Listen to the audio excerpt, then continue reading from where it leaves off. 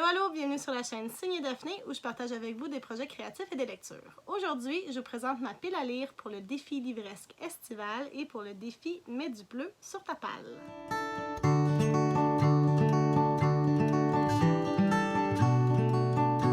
Alors, bonjour tout le monde, j'espère que vous allez bien aujourd'hui. Ça me fait plaisir de vous retrouver.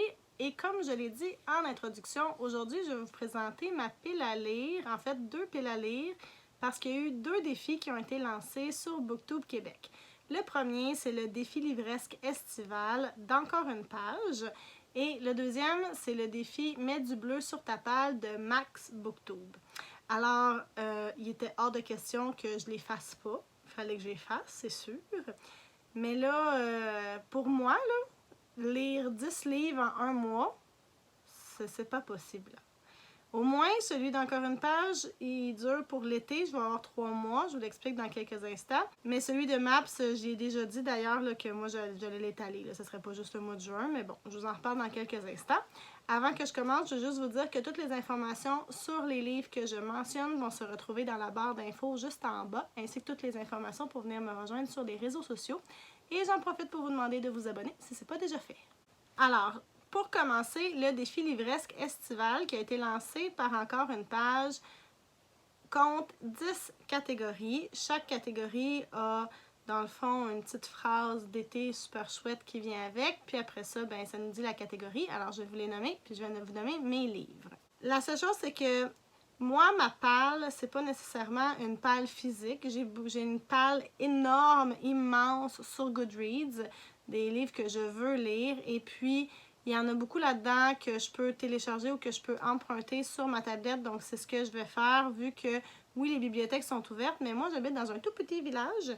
J'adore ma bibliothèque, c'est l'endroit le plus merveilleux du monde, mais comme le service de prêt en bibliothèque n'est pas encore réouvert, ben, la tablette, ce sera, et je me croise les doigts fort fort pour que le service de prêt en bibliothèque soit disponible bientôt. J'ai entendu dire début juillet.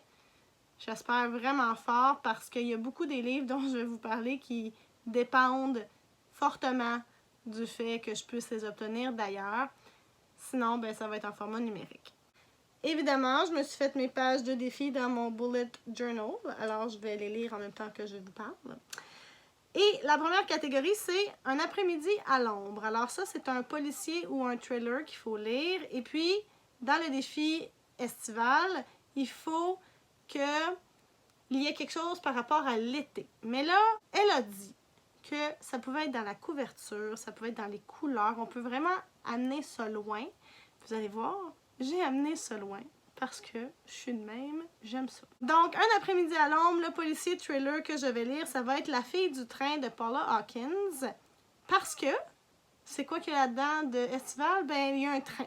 Puis moi, le train, ça me fait penser aux vacances. Puis quand est-ce qu'on est en vacances? Ben, en été. Mettons, on voyage. Fait que La fille du train. Je te l'ai dit que j'amenais ça loin. Ensuite de ça, la deuxième catégorie, c'est Mojito by the Pool, un BD ou un roman graphique.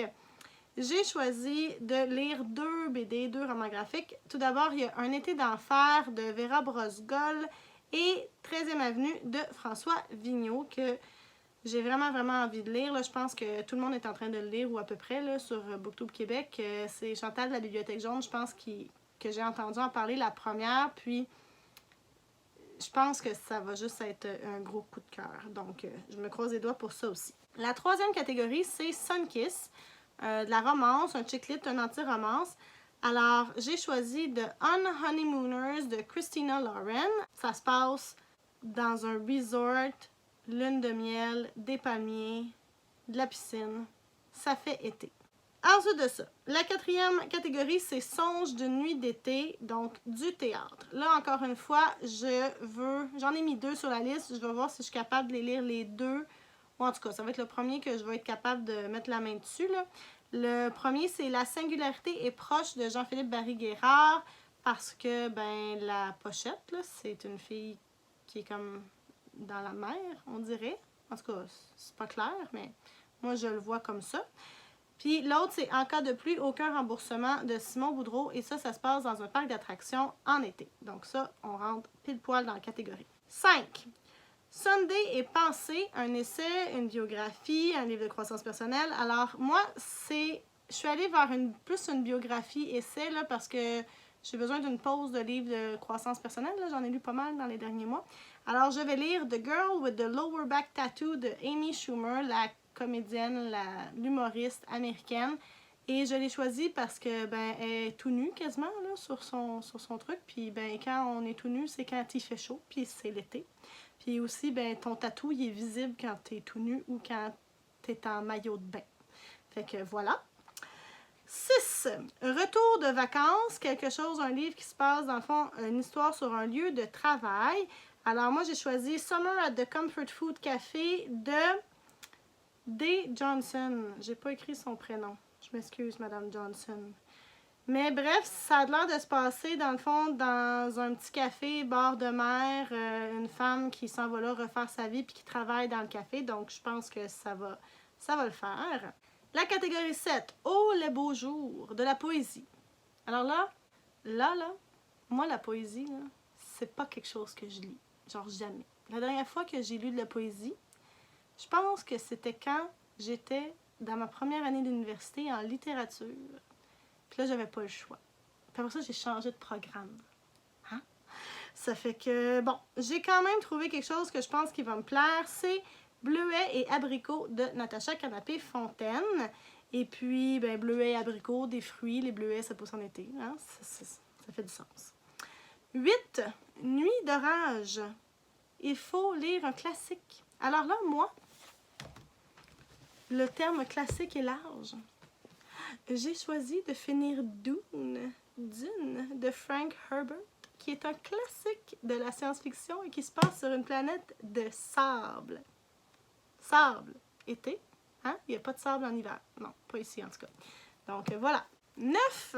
L'été de mes 11 ans, lire un roman jeunesse. Alors là, encore une fois, j'ai un vrai livre.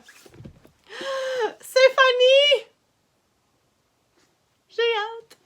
Alors, j'ai reçu tout récemment Fanny ou l'été des grandes vérités. Il y a l'été dans le titre, alors ça marche tout plein. Puis, je suis vraiment, vraiment excitée. J'ai hâte de commencer. Non seulement ces livres-là sont beaux, mais sont bons. Et la dernière catégorie, c'est Guimauve grillé, un roman que j'ai vraiment envie de lire. Et j'ai choisi Big Summer de Jennifer Weiner, je sais pas trop comment elle le prononce, là, mais bref, ça se passe, je pense que c'est des retrouvailles entre d'anciennes amies pendant une espèce de fin de semaine, soit de mariage ou de bachelorette, là, je me rappelle plus trop, mais ça aussi, ça se passe en été, donc je pense que je suis correcte avec ça. Maintenant, je me suis aussi fait une liste pour mettre du bleu sur ta palle.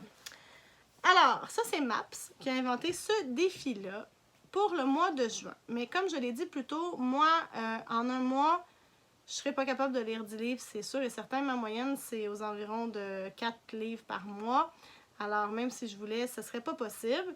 Donc, ce que j'ai dit à Maps, c'est que moi, je prenais son défi, puis je le prenais pour tout le reste de l'année. Ou en tout cas, jusqu'à temps que j'aille fini. Fait que je vais pouvoir vous tenir au courant au fil de mes vidéos dans les prochaines semaines, dans les prochains mois, de comment ça se passe, ce défi-là. Et aussi, j'en ai profité parce que Maps avait créé un tag. Et c'était le tag Joli Bleu, il me semble bien. J'avais participé à ce tag-là et il fallait nommer que des auteurs québécois. Fait que là, j'ai comme incorporé ces deux affaires-là à elle qu'elle a créées. Là. Fait que j'ai pris son tag, puis son défi, puis je les incorpore pour faire quelque chose comme ça, là, d'une pierre deux coups, mettons. Pour ce défi-là, Maps nous demande de lire seulement des auteurs québécois. Alors, il y a 10 catégories, encore une fois. Chaque catégorie est une expression québécoise avec ce que ça nous demande de lire, donc je vais vous les nommer. La première catégorie, c'est Bien dans mes vieilles chaussettes, un auteur qu'on a déjà lu. Alors là, j'ai choisi Là où la mer commence de Dominique Demers, qui est une suggestion de mon amie Nancy, dans le tag de Maps que j'ai fait au mois d'avril, je pense. Il fallait appeler ou contacter 5 personnes de notre entourage qui devaient nous suggérer chacun un livre, leur coup de cœur québécois. Donc ça, c'était le coup de cœur de mon amie Nancy. Et j'ai déjà lu Dominique Demers, évidemment, avec sa série Marie Tempête, que j'ai adorée. Donc, je vais y aller avec ça. La catégorie 2, c'est Avoir des papillons dans le ventre. Là, c'est de découvrir un auteur qu'on ne connaît pas.